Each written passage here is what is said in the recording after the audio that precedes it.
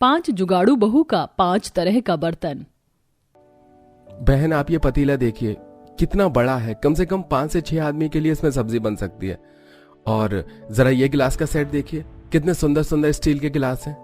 अरे नहीं भाई साहब, स्टील के बर्तन मत दिखाइए, मेरे घर में तो काफी स्टील के बर्तन हैं। तो आप फिर ये जीरा ले लीजिए, देखिए। नहीं भाई साहब, जीरा भी नहीं चाहिए, रहने दो आप। चलो बहनों, चलते हैं। दोनों भाई सुबह से शाम तक जीरा और बर्तन लेकर कई मोहल्ले और गलियों में घूमते हैं, लेकिन मुश्किल से उनका एक पतीला और थोड़ा बहुत जीरा ही बिक पाता है। और अब दोनों भाई शाम होते ही घर आ जाते हैं।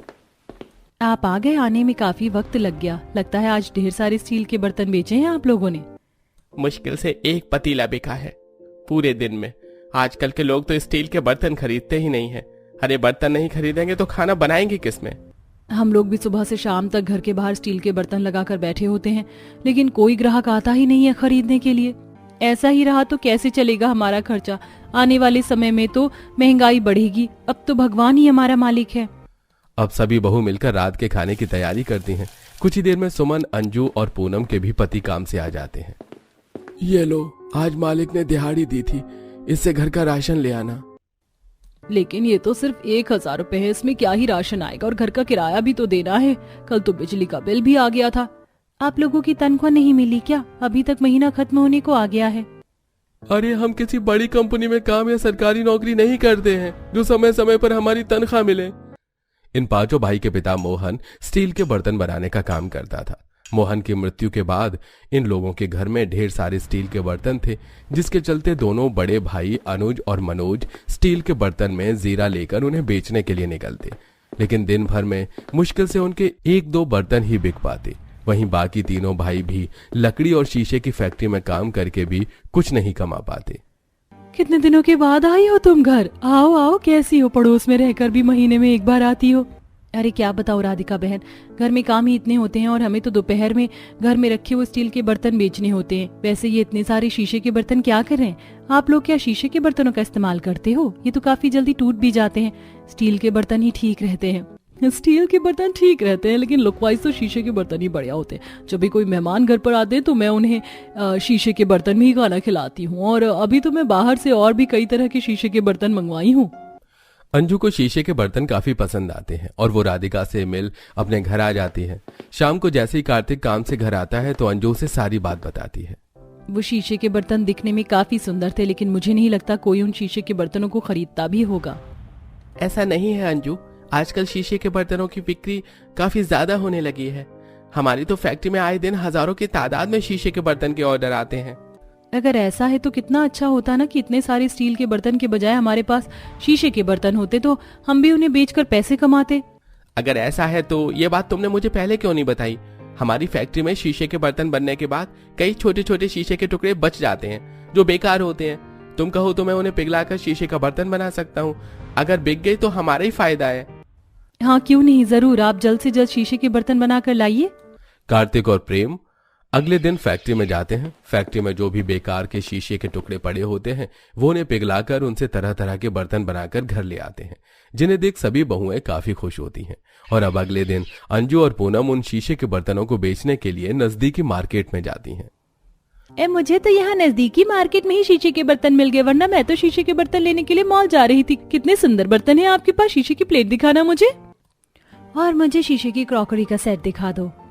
सभी ग्राहकों को शीशे के बर्तन काफी पसंद आते हैं और मॉल से सस्ते दाम होने की वजह से शीशे के बर्तन खरीदने लगते हैं, जिससे उन दोनों बहुओं की कमाई होती है। और अब इसी तरह उनके पति फैक्ट्री में पड़े बेकार शीशे से बर्तन बनाकर लाते और उनकी पत्नियां बेचकर पैसे कमाती।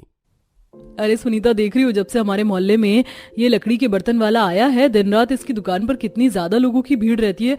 अरे शीशे स्टील के बर्तन समझ में भी आते हैं, लेकिन भला लकड़ी के बर्तन कोई कैसे खरीद सकता है? आग पर रखते बर्तन जल नहीं जाएगा? ऐसा नहीं होता है सुमन, तुम्हें पता है पहाड़ी इलाकों में आज भी लोग लकड़ी के बर्तन में ही खाना बनाते हैं। मेरी तो एक सहेली भी पहाड़ी है, उसके घर में तो सारे लकड़ी के ही बर्तन हैं।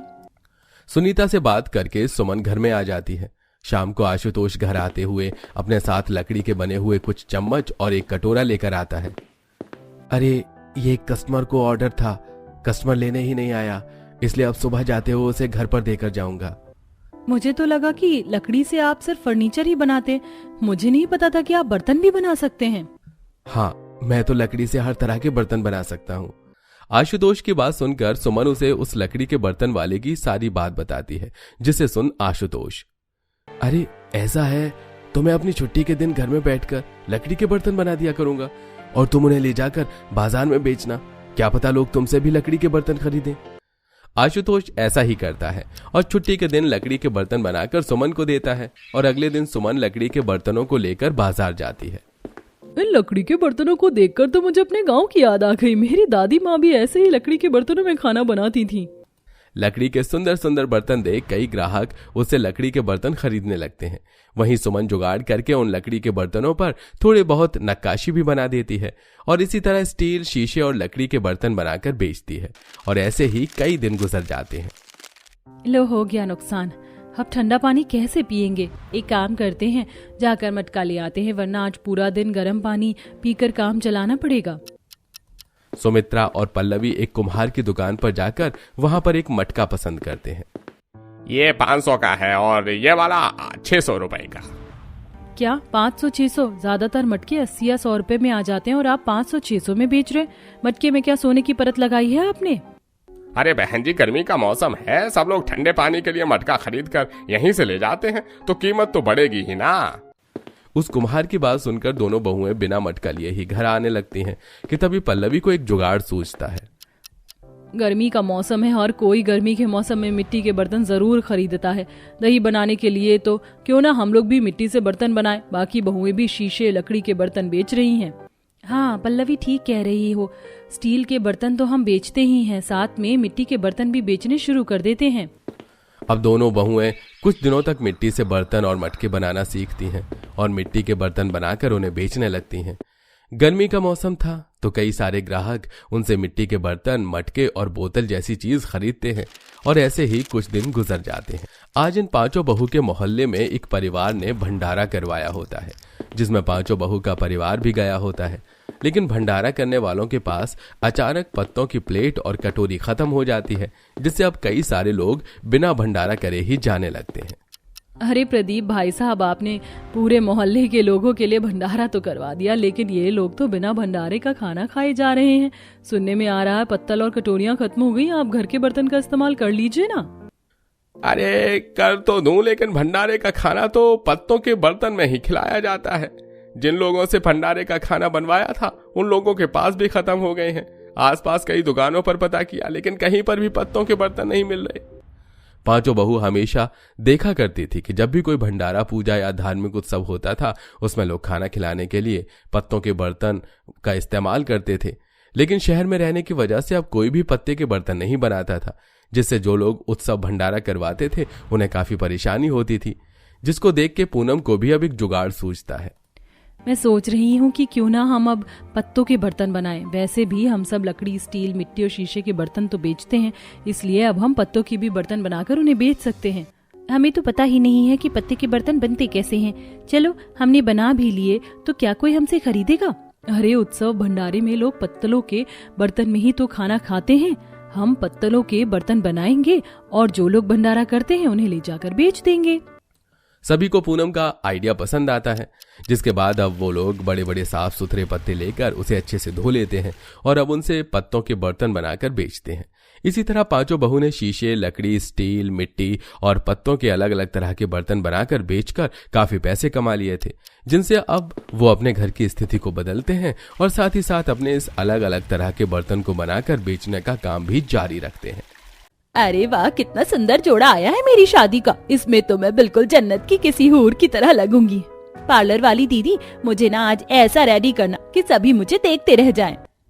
वैसे कहाँ से आ रही है तुम्हारी बारात? बारात तो यहीं पास ही के कस्बे से आ रही है।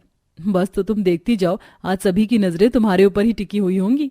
श्रुति अपने कमरे में शादी का सामान देख देख कर खुश हो रही थी। आज ही के दिन उसकी शादी थी और उसकी बारात आने वाली थी। वहीं दूसरी तरफ उसी के सामने रहने वाली लड़की की भी शादी थी और वो भी अपने कमरे में अपना सामान ही फैलाए हुए थी।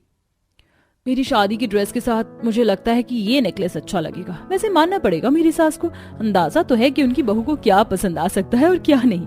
सुनिए, आप प्रोफेशनल है, मुझे ऐसा मेकअप लुक चाहिए जो ग्लैम हो, ड्वी ग्लो हो और एकदम celebrities makeup look. Alia Bhatt को भी आपने ही तैयार किया था ना, मुझे भी वैसा ही कर दो।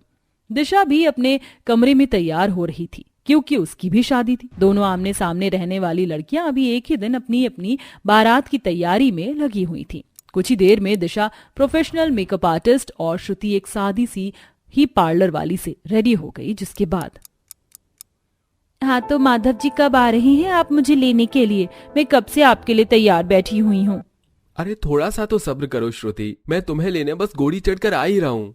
जल्दी आ जाओ। एक तरफ श्रुति अपने होने वाले पति से बातें कर रही थी तो वहीं दूसरी तरफ दिशा भी बारात का वेट कर रही थी। कितनी देर पहले उन लोगों ने ये बोला था कि हम 1 घंटे में आ रहे हैं और अभी तक नहीं आए। अब मैं कब तक उनका इंतजार करूं? दोनों ही दुल्हन सजी हुई अपनी बारातों का इंतजार कर रही थी और देखते ही देखते उनका इंतजार की घड़ियां भी खत्म हो गई और वक्त भी आ गया जब उन दोनों की ही बारात आ गई। पहले श्रुति की बारात उसके दरवाजे पर पहुंची। सभी लोग तेज तेज ढोल की आवाज पर मग्न होकर नाच रहे थे। ढोल वाले तेजी से ढोल को पीट रहे थे और दूल्हा घोड़े पर सवार था। अरे और तेज ढोल बजाओ, आज मेरे भाई की शादी है। अरे वाह, मेरी बारात आ गई। आओ दूल्हे राजा, ये लो।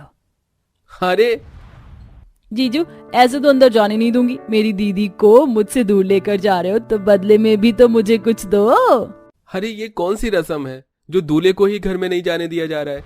ऐसे ही माधव का सभी ने काफी अच्छे से स्वागत किया। उसकी सालियों और श्रुति की सहेलियों ने उसके साथ मजाक किया और फिर श्रुति को कमरे से मंडप में लाया गया जहां श्रुति के फेरे हुए। कितनी सुंदर है संपूर्णा जी की बहू, देखने से चांद का टुकड़ा लग रही है। वैसे संपूर्णा जी क्यों नहीं आई शादी देखने अपने बेटे की? अरे संपूर्णा जी बड़ी ही रस्मों रिवाज वाली औरत है, वो क्यों नहीं आई अपनी बहू को लेने? उसके पीछे वजह है, उनके घर आने से सास नहीं जाती अपने बेटे की शादी में। वो घर में ही रुककर बहू के आने का इंतजार करती है और तैयारी करती है। सभी ऐसी बातें करने लगे जिसके बाद शादी संपन्न हो गई और फिर सभी ने बैठकर खाना खाया। सभी लोग अच्छे से खाना खा लीजिए, बारात के लिए हमने खास कुर्सियों का इंतजाम करवाया है। श्रुति की माँ ने एक एक बाराती को बड़ी ही जिम्मेदारी से खिलाया तो वहीं दूसरी तरफ दिशा की भी बारात आ चुकी थी। दिशा के सभी बाराती बड़ी बड़ी गाड़ियों में आए और दिशा चलो तुम्हारी बारात आ गई है, वो लोग मंडप में नीचे तुम्हारा इंतजार कर रहे हैं। माँ अभी से मंडप? मेरा मतलब अभी बारात का नाश्ता पानी नहीं होगा क्या? नाश्ते को उन्होंने मना कर दिया, बड़े ही अमीर शांत और हाई क्लास लोग हैं। तेरी सास भी बड़ी मॉडर्न है, सारी महफिल में चमक रही है जबकि उम्र 50 है। तेरी सास ने मुझे बोला कि जल्दी ही शादी हो जाए तो वो तुझे लेकर चले जाएंगे।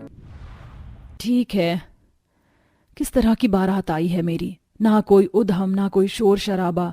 चलो कोई नहीं। दिशा ऐसे सोचकर नीचे आ गई। नीचे आकर उसने देखा कि उसकी बारात में सभी बड़े बड़े लोग ही आए हुए थे। सूट बूट पहने आदमी थे और रॉयल साड़ियों में औरतें, लेकिन उन्हीं के बीच एक बेहद तैयार औरत भी थी जो उसकी सास थी। ये मेरी सासू माँ क्या बनकर आई हैं? चमकदार भारी भरकम लहंगा जिसमें से इनकी कमर भी दिख रही है और दुपट्टा तो देखो नाम का डाला हुआ है। बड़े बड़े बालों वाली विग, आंखों में लेंस, मुंह पर 2.5 किलो मेकअप। ये तो कोई जवान लड़की लग रही है। अच्छा तो ये है श्वेता जी की बहू। बहू तो सास के आगे धूल में मिल गई। सास चमक रही है और बहू फीकी लग रही है। ऐसा ही कहा बहन, श्वेता जी तो हीरोइन लग रही है और बहू हीरोइन की सहेली। सभी ऐसे ही बातें बनाने लगे जिन्हें सुन सुनकर दिशा को बुरा लग रहा था। कुछ ही देर में दिशा की शादी भी संपन्न हो गई, जिसके बाद बारातियों ने थोड़ा थोड़ा सा खाना खाया। भाई साहब बहन जी थोड़ा सा तो खा लीजिए। श्वेता जी खाना खा लिया आपने? नहीं, और सॉरी मैं खा भी नहीं सकती हूँ क्योंकि मैं लो कैलोरीज डाइट पर हूँ। यहाँ कोई डाइट फूड है क्या जिसको मैं खा पाऊँ? नहीं, कोई ऐसा फूड तो नहीं है। मैं जानती थी डियर, वैसे अब आए हुए काफी देर हो गई है तो अब तुम अपनी बेटी से विदा ले लो, उसके बाद हमें घर जाना है। दिशा की शादी बड़ी ही कम धूमधाम के साथ हो गई और वो गाड़ी में ही बैठकर अपने ससुराल आई। घर आते ही दिशा हैरान रह गई क्योंकि उसके दरवाजे पर कोई भी उसके स्वागत के लिए नहीं था। मेहमान भी सारे जा चुके थे और घर लॉक था। श्वेता ने उसका लॉक खोला और चलो डियर अंदर चलो। मम्मी जी ऐसे ही अंदर चली जाऊं? मेरा मतलब मेरा गृह प्रवेश। ओह डियर, तुमने कैसे गवारों सी बात कर दी। आजकल ये फालतू रस्में इंपॉर्टेंट नहीं है, अंदर आओ। श्वेता ने दिशा को ऐसे अंदर बुला लिया। अंदर की हालत देखकर दिशा हैरान हो गई। सारा घर फैला हुआ था। ये क्या, मेरी अकेली सास यहाँ रेडी हुई और इन्होंने ऐसा कबाड़ा कर दिया जैसे लड़कियों के कमरे में हो जाता है। कितना मेकअप, ज्वेलरी और हेयर स्टाइल की मशीनें। लगता है मेरी सास कुछ ज्यादा ही मॉडर्न है। दिशा हैरानी से ही अपने कमरे में चली गई। कुछ देर बाद श्रुति की बारात भी गाजे बाजे के साथ आई, जहां दरवाजे पर श्रुति की सास उसके गृह प्रवेश के लिए खड़ी हुई थी। आ गई मेरी बहू, आजा बहू, तेरा स्वागत है। संपूर्णा ने सबसे पहले श्रुति का गृह प्रवेश करवाया, जिसके बाद उसकी मुंह दिखाई भी हुई। सारा घर मेहमानों से भरा हुआ था और दूध में अंगूठी ढूंढने जैसी रस्मों के बाद श्रुति भी अपने कमरे में चली गई। ऐसे ही अगले दिन, मम्मी जी मेरी पहली रसोई। व्हाट, पहली रसोई? डियर, ये सब काम गंवार लोगों के हैं। मैं इस सब में बिलीव नहीं करती। तुम घर आ गई, बस सब खत्म, अब कोई रस्म नहीं होगी। दिशा की सास ने उससे पहली रसोई को भी मना कर दिया, जिससे अब वो उदास सी हो गई थी। वहीं दूसरी तरफ, वाह बहू, तूने ऐसी खीर बनाई है कि खीर कम और रबड़ी ज्यादा लग रही है, मजा आ गया, ये ले तेरा शगुन। श्रुति की सभी रस्में बड़े ही अच्छे से हो रही थी। ऐसे ही चलते चलते लगभग एक हफ्ता बीत गया और आज के दिन श्रुति छत पर कपड़े फैलाने चढ़ी हुई थी कि तभी अपनी छत पर दिशा भी आ गई। उन दोनों के ही ससुराल की छत मिली हुई, जिसकी वजह से वो दोनों एक दूसरे को देखकर हैरान हो गई। ओए अम्मा, दिशा तुम्हारी इस घर में शादी हुई है? मतलब एक हफ्ते पहले वो तुम्हारी बारात थी? वाह क्या किस्मत है, मायके में भी पड़ोसी और ससुराल में भी। वैसे बताओ तुम्हारी शादी के बाद की रस्में कैसी रही? मेरी तो बहुत अच्छी थी। क्या बताऊं, मेरी रस्में हुई ही नहीं। मेरी सास बहुत ही ज्यादा मॉडर्न है, इतनी मॉडर्न है कि उनके आगे मुझे गंवार महसूस होता है। उन्होंने मेरी शादी खराब करवा दी। दिशा ने ऐसे ही श्रुति को अपने मन की बातें बताई, जिससे श्रुति को उसके ऊपर तरस आया। जब दिशा नीचे गई तो उससे श्वेता बोली, डियर, तुम उस गंवार फैमिली की बहू से क्यों बातें कर रही थी? वो लोग तो गंवार ही हैं। एनीवेज, तुम छोटी सोच जैसी बातें मत करो। तुम्हारी शादी क्लासिक तरीके से हुई है और तुम मुझसे इनसिक्योर मत हो। कैसे ना हूं माँ जी, सभी आपको मुझसे कंपेयर करते हैं। आप अपनी उम्र के हिसाब से रहा कीजिए। तुम मुझे बताओगी कि मुझे कैसे रहना है? My life my rules, understood? Shweta ने ऐसी दिशा को बातें सुना दी, जिसके बाद दिशा कुछ नहीं बोल पाई। ऐसे ही सिलसिला जारी था और आज के दिन दोनों बहुएं अपनी सास के साथ एक कॉस्मेटिक शॉप पर गई हुई थी, जहां, माँ जी मैं ये ले लूं? ले बहू, मुझसे क्यों पूछती है? एक तरफ श्रुति को उसकी सास अच्छे से शॉपिंग करवा रही थी, तो वहीं दूसरी तरफ, माँ जी देख भी लीजिए। माँ, आप मुझे शॉपिंग करवाने आई हो या खुद करने आई हो? मुझे कोई ड्यूई फाउंडेशन दिखाइए। ठीक है, आप ही कीजिए, शॉपिंग में जा रही हूं। श्वेता के अपने ऊपर ध्यान न देने से दिशा को गुस्सा आ गया और वो उसे छोड़कर आ गई। संपूर्णा और श्रुति भी घर आ गई थी। काफी देर बाद श्वेता दुकान से निकली। उसने शॉर्ट ड्रेस पहना हुआ था और वो ऐसे में घर ही जा रही थी कि उसे कुछ लड़के छेड़ने लगे। कौन हो तुम? हटो हटो। काफी देर तक श्वेता उनके बीच फंसी रही। अंत में एक भले इंसान ने उसकी मदद की और जब वो अपने घर आई, लेकिन अब इस घटना के बाद श्वेता समझ गई थी कि उसे अपनी उम्र के हिसाब से ही रहना चाहिए और अब उसने ज्यादा मॉडर्न बनना छोड़ दिया था।